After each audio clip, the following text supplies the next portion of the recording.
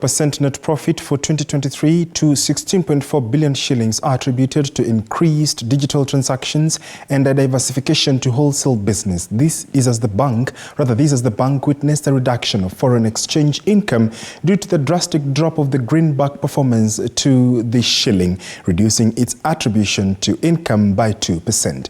The dividends per share by the bank now stand at 1 shillings and 55 cents, up from Kenya shillings 1.35 year on year. With a dividend share of $1.55, Absa Bank has recorded a cost-to-income ratio of about 39.7%, down from almost 50% in 2020. On the policy rate, in line with what's happening globally, the monetary tightening that we have seen across the world, the MPC took a number of decisions during the course of the year that has led to an increase in the policy rates. In the FX, we know the kind of year we had, 2023.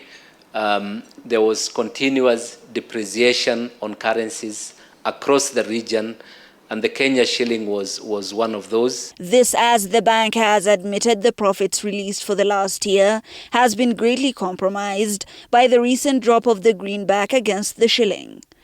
Despite this, the bank has seen a 19% growth in revenue year on year to 54.6 billion, while customer deposits grew by 19% to 363 billion.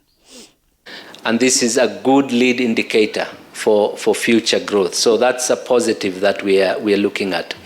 Customer deposits, a growth there of 19% to about 363 billion shillings, which is basically what is funding the assets growth that I've mentioned. The proportion here is interesting between consumer and the wholesale business. It's actually balanced. It's 50-50. However, the true performance boost came from increased digital transactions at around 25%, as digital lending grew by 40%, while total credit offered to customers stood at 336 billion.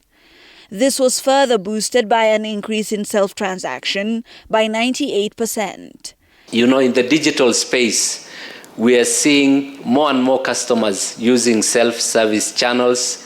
Our digitally active customers increased by 25% in the year 2023, which is a significant increase.